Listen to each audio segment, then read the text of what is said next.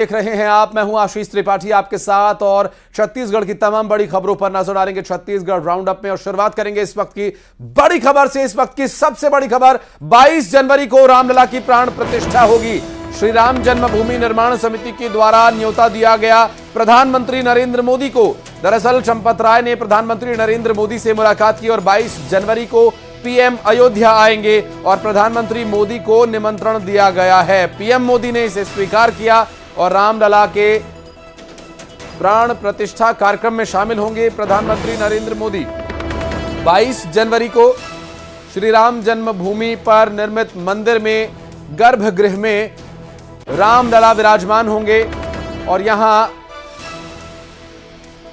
प्रधानमंत्री नरेंद्र मोदी को निमंत्रण देने के लिए दिल्ली पहुंचे चंपत राय और मंदिर निर्माण समिति के सदस्यों के द्वारा प्रधानमंत्री नरेंद्र मोदी को लिखित निमंत्रण पत्र दिया गया और उन्हें 22 जनवरी के लिए निमंत्रण दिया गया है। आपको बता दें कि रामलला गर्भगृह में विराजमान होंगे और यहां रामलला के प्राण प्रतिष्ठा के कार्यक्रम में प्रधानमंत्री नरेंद्र मोदी को बुलाया गया है और 22 जनवरी को प्रधानमंत्री नरेंद्र मोदी अयोध्या जाएंगे और रामलला के गर्भगृह विराजमान और प्राण प्रतिष्ठा कार्यक्रम में वे शामिल होंगे। पीएम मोदी ने निमंत्रण स्वीकार किया है और इसके लिए सोशल मीडिया पर एक उन्होंने पोस्ट भी लिखा, जय सिया राम। आज का दिन बहुत ही भावनाओं से भरा हुआ है। श्री राम जन्मभूमि तीर्थ क्षेत्र ट्रस्ट के पदाधिकारी मुझसे निवास स्थान पर मिलने आए थे। उन्होंने मुझे श्री राम मंदिर में प्राण प्रतिष्ठा के अवसर पर अयोध्या आने के लिए निमंत्रित किया। मैं खुद को बहुत धन्य महसूस कर रहा हूं। ये मेरा सौभाग्य है। अपने जीवन काल में मैं इस ऐतिहासिक अवसर का साक्षी बनूंगा। ये मेरा सौभाग्य है। प्रधानमंत्री नरेंद्र मोदी ने माइक्रो ब्लॉगिंग साइट एक्स पर पोस्ट के माध्यम से इसकी जानकारी भी दी है और उन्होंने खुशी जताई है। कहा, यह मेरा सौभाग्य है कि मैं इस ऐतिहासिक पल का साक्षी बनूंगा और प्रधानमंत्री नरेंद्र मोदी को निमंत्रण देने के लिए श्री राम जन्मभूमि तीर्थ क्षेत्र ट्रस्ट के चंपत राय समेत कई लोग निमंत्रण पत्र देने उनके आवास पर पहुंचे थे और प्रधानमंत्री ने इसकी जानकारी सोशल मीडिया पर एक पोस्ट के माध्यम से दी।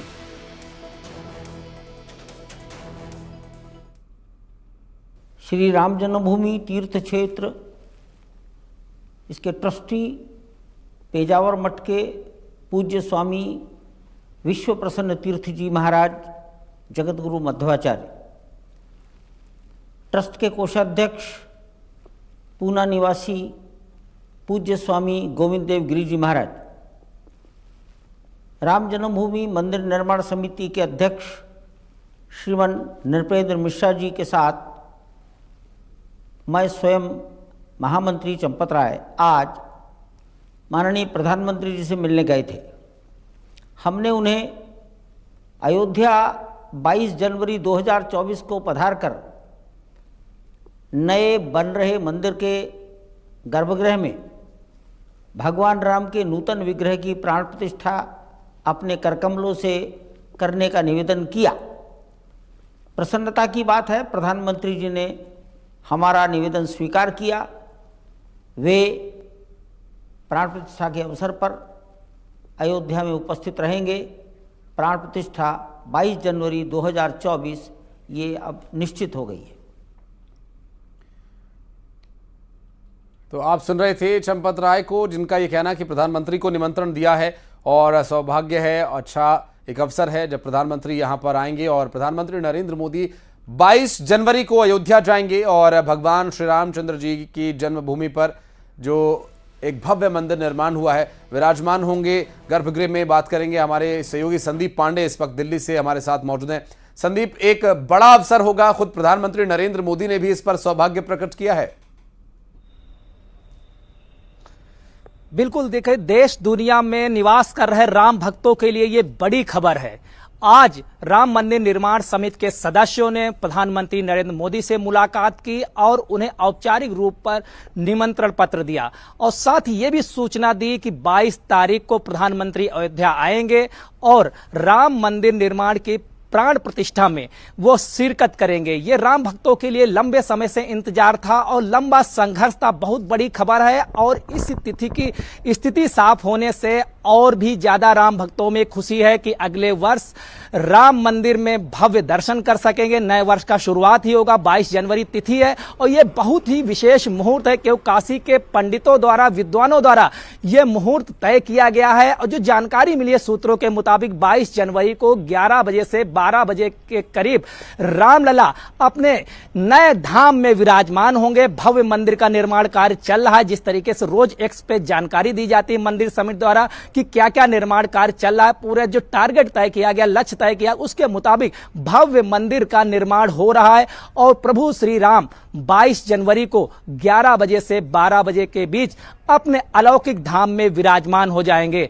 प्रधानमंत्री ने भी अपने एक्स पे ये जानकारी दी कि निमंत्रण पत्र मिल गया है और खुद को इस अवसर पर साक्षी बनने के लिए कहा कि मैं धन्य महसूस कर रहा हूं कि इस अवसर पर अपने जीवन काल में भव्य राम मंदिर का मैं साक्षी बनूंगा। यह बहुत ही बड़ी हर्ष की बात है। पूरे देश दुनिया में निवास कर रहे राम भक्तों के लिए इससे बड़ी खबर नहीं हो सकती थी कि राम मंदिर के लिए तमाम राम भक्तों को लंबा संघर्ष करना पड़ा, लंबा इंतजार करना पड़ा, लेकिन वो पदाधिकारी पहुंचे थे करीब प्रधानमंत्री से मुलाकात करने के लिए। और ये कब किस समय पहुंचे थे और जो निमंत्रण पत्र दिया गया है, ऐसे प्रधानमंत्री समेत और कितने लोगों को ये निमंत्रण पत्र दिए जाएंगे, क्या इसके बारे में भी कोई जानकारी अपने पास? देखिए, जो निमंत्रण पत्र है प्रधानमंत्री को अभी दे दिया गया है, लेकिन जैसी जानकारी दी जा रही है कि तमाम देशों के राष्ट्राध्यक्ष भी इस कार्यक्रम में शामिल होंगे और ये जो कार्यक्रम होगा प्राण प्रतिष्ठा का, इसका प्रसार देश दुनिया भर में होगा और बहुत ही भव्य तरीके से प्राण प्रतिष्ठा का यह पर्व मनाया जाएगा। इससे पहले ही तमाम कार्यक्रम होने लगेंगे। करीब 5 दिनों तक प्राण प्रतिष्ठा का कार्यक्रम बहुत ही अहम होता है। कई पूजाएं होती हैं, लंबे दिनों तक मंत्रोच्चार चलेंगे, तो 5 दिन का पूजन का कार्यक्रम होगा। इससे अलावा भी तमाम कार्यक्रम ऐसे होंगे जो अयोध्या में प्राण प्रतिष्ठा एक तरीके से समारोह के तौर पे मनाया जाए। इसमें देश विदेश के भी अतिथि शामिल होंगे और देश भर के भक्त इसमें शामिल होंगे। एक भव्य कार्यक्रम होगा, कई गणमान्य लोग उपस्थित रहेंगे अयोध्या में। इसको लेकर पहले से ही वहां पे उनके ठहरने की व्यवस्था की जा रही है। कहा यह भी जा रहा है कि होटल पहले से ही अयोध्या के बुक हो चुके हैं, लेकिन आम भक्तों को भी कोई दिक्कत ना हो और आराम से लोग प्राण प्रतिष्ठा। स्वाभाविक है और एक बड़ा और एक भव्य कार्यक्रम संदीप यहां पर होगा और इसके लिए जो तैयारियां हैं वो स्वाभाविक है, भव्य होनी ही चाहिए। बहुत शुक्रिया आपका इस जानकारी के लिए। और बढ़ते आगे रुक करेंगे अगली बड़ी खबर का। बीजापुर से अगली बड़ी खबर, जहां नक्सलियों का हाईवे पर उत्पात देखने को मिला। दरअसल हाईवे पर नक्सलियों ने आगजनी की। नेशनल हाईवे पर आईईडी ब्लास्ट किया गया। आपको बता दें कि यहां बरदेला के पास नक्सली फायरिंग कर रहे थे और नेशनल हाईवे पर नक्सली फायरिंग कर रहे हैं। हाईवे से गुजर रहे आम लोगों को वहां से भगा दिया। दरअसल नक्सली नेता नागेश के मारे जाने के बाद यह उत्पात देखने को मिल रहा है। विरोध में नक्सलियों ने बीजापुर बंद बुलाया है और बंद से पहले नक्सलियों का सड़क पर तांडव। दरअसल नक्सलियों ने यात्री बस को रोका और रायपुर जा रही है यात्री बस, जिसे रोका गया और बस पर बैनर बांधकर उसे वापस भेज दिया। नक्सलियों ने बस को वापस बीजापुर के लिए भेज दिया, जो कि रायपुर के लिए निकली थी और नक्सलियों का आतंक देखने को मिला। बस पर चलती बस को रुकवाया जिसमें यात्री सफर कर रहे थे और उस बस पर नक्सलियों ने बैनर बांधा और उसे वापस बीजापुर के लिए भेज दिया। दरअसल ये बस जानी थी रायपुर के लिए। नेशनल हाईवे पर आईईडी ब्लास्ट कर रहे हैं नक्सली नेता। नागेश के मारे जाने के बाद उत्पात मचा रहे नक्सलियों को काबू करने की कोशिश क्या कुछ हो रही है, इसके बारे में भी डिटेल्स आगे आप तक पहुंचाएंगे। बंद बुलाया गया है नक्सलियों के द्वारा और बंद से पहले नक्सलियों ने सड़क पर उतरकर तांडव मचाना शुरू कर दिया है। सतीश चांडक हमारे सहयोगी इस वक्त हमारे साथ फोन लाइन पर। सतीश, ये तांडव कैसे रुकेगा, क्या प्रयास हो रहे हैं इसके लिए, क्या जानकारी है अपने पास?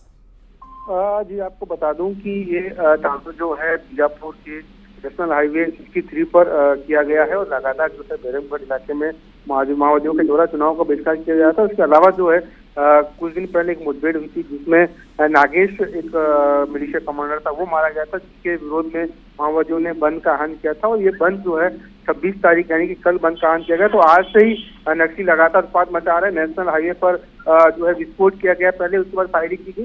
इसमें फायरिंग विस्फोट में किसी पर घातक नहीं हुई है, लेकिन वहाँ पर बताया जा रहा है कि यात्री बस थी जो रायपुर से बीजापुर जा रही थी, उस बस को रोका गया है और बस वापस कर दिया गया है कि आप आगे नहीं जा सकते हो। बस को वापस भेज दिया गया और जैसी जानकारी सुरक्षा बल को लगी, तो उसके बाद जवान जो है मौके से रवाना हो चुके हैं।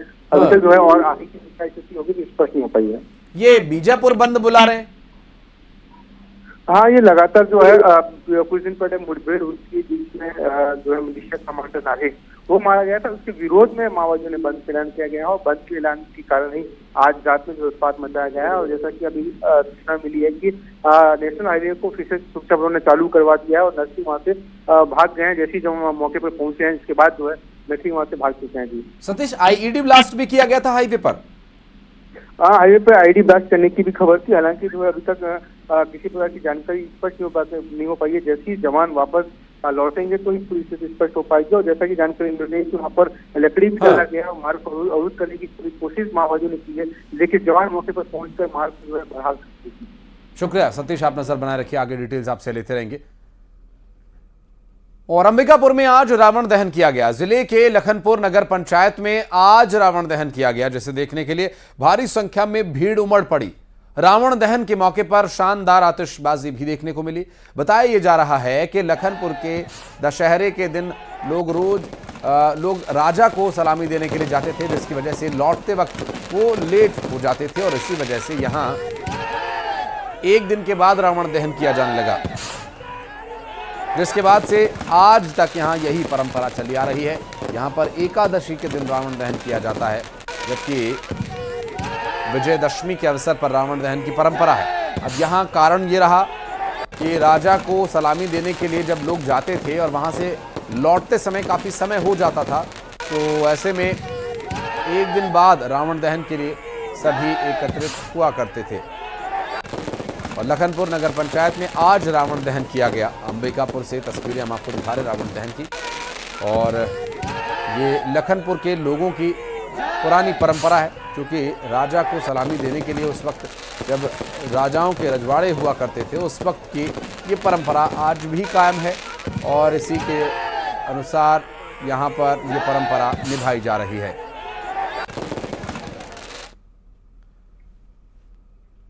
कोरबा में सांपों का राजा कहलाने वाला जहरीला अहिराज सांप का शिकार करते एक वीडियो सामने आया है।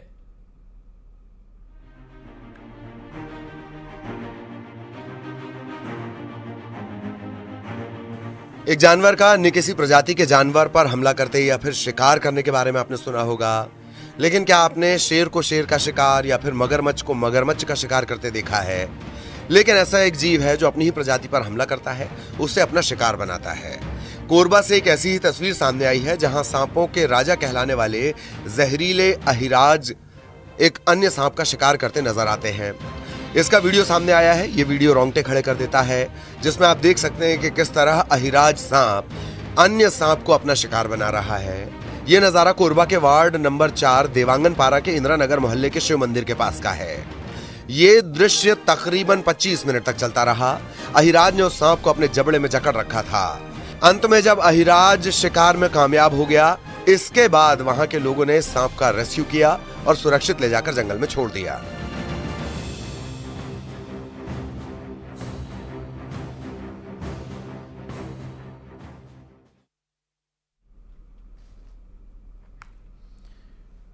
और छत्तीसगढ़ में त्योहारी सीजन के साथ चुनावी सीजन भी शुरू हो चुका है और ऐसे में कपड़ा मार्केट में कुर्ता पाजामा की डिमांड बढ़ गई है। दरअसल फेस्टिवल के मौकों पर ट्रेडिशनल कपड़े तो पहने ही जाते हैं, पसंद किए ही जाते हैं, साथ ही पार्टी के कार्यकर्ताओं को भी लिनन के कुर्ते और पजामे खरीदते देखा जा रहा है, जिसमें सफेद, पीले, नीले, भगवा रंग के कुर्ते और पायजामे ज्यादा पसंद किए जा रहे हैं। कारोबारियों का यह कहना है कि पिछले साल की तुलना में इस साल कुर्ते और पायजामे की 30% अधिक डिमांड हुई है।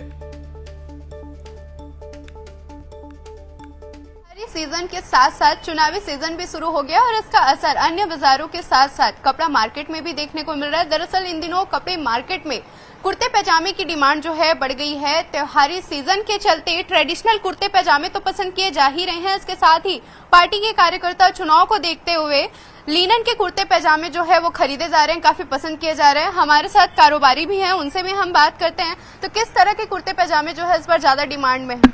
मैम जैसे इस बार हमारा चुनाव त्योहारी सीजन में है, तो उस वजह से लोग फेस्टिवल और चुनाव दोनों को देखते हुए लिनन के कुर्ते ज़्यादा पसंद कर रहे हैं। उसमें कुछ एक्सक्लूसिवली कलर्स है, जैसे कि ऑरेंज, येलो, ब्लू और खादी के कुछ शेड्स जिनको लोग बहुत पसंद कर रहे हैं। स्पेशली नेता लोग वाइट लिनन के साथ इस तरीके की ब्लैक कोटी पहनना ज़्यादा पसंद कर रहे हैं। तो चुनाव को देखते हुए लिनन में कुर्तों में बहुत ज़्यादा पसंद, लोगों का लगाव बढ़ रहा है। परसेंटेज की हम बात करें तो पिछले साल की तुलना में इस बार कुर्ते पैजामे की डिमांड जो है कितनी बढ़ी है? पिछले साल की तुलना में लिनन के कुर्ते में देखा जाए तो अभी 30% के आसपास डिमांड बढ़ी है। लोग लिनन की तरफ ज़्यादा आकर्षित हो रहे हैं। जैसे पहले सिर्फ लोग कॉटन पहनना पसंद करते थे या सिल्क के कुर्तों में जाते थे, लेकिन अब लिनन के प्रति लोगों की रुचि बढ़ रही है। बोल सकते हैं कि चुनाव को देखते हुए ये सब ज़्यादा ट्रेंड में आ रहा है। अच्छा, कुर्ते पैजामे के अलावा बाकी कपड़ों की हम बात करें तो और कौन से कपड़ों की डिमांड मार्केट में ज्यादा बढ़ी है? कुर्ते पजामा के अलावा अगर हम देख रहे हैं तो लोग हमसे भी यहाँ पे पूछने आते हैं। जैसे साड़ी हो गई, खादी में सूट सेट्स हो गए, अभी कॉर्ड सेट्स चल रहे हैं। तो एज अ फीमेल जो पार्टीज के लीडर्स होते हैं उनको साड़ी, सूट्स यही सब पसंद आ रहे हैं। जो एकदम पिस्टल कलर, खादी कलर ही पसंद करते हैं। वाइब्रेंट कलर लोग कम पसंद कर रहे हैं।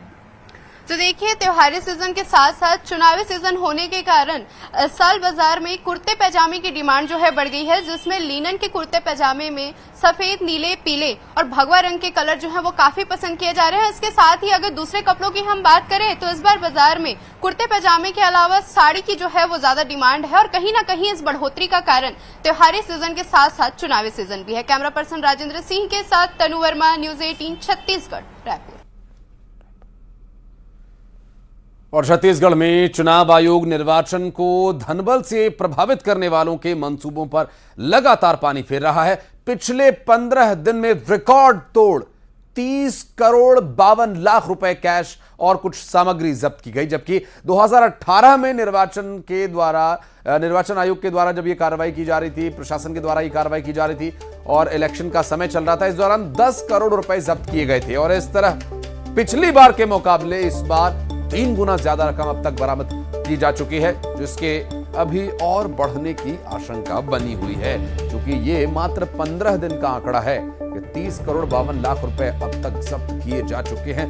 धनबल के इस्तेमाल से चुनाव को प्रभावित करने वालों के मंसूबों पर पूरी तरह से पानी फेर दिया है प्रशासन ने।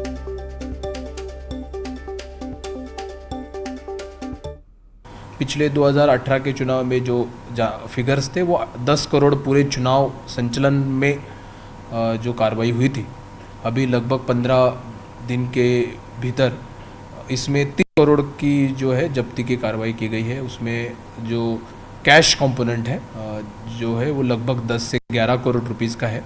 प्रेशियस मेटल, जिसमें गोल्ड या बाकी अन्य प्रेशियस मेटल, सिल्वर जैसे प्रेशियस मेटल का जो है वो एक लगभग 15 करोड़ के आसपास का है। और बाकी लिकर हो या अन्य कोई चीज़ें हो, बांटने का सामान हो, इस तरह की 5 करोड़ की कीमत का सामान है। तो कुल मिला के आज। और अब खबरें 25 सेकंड्स में।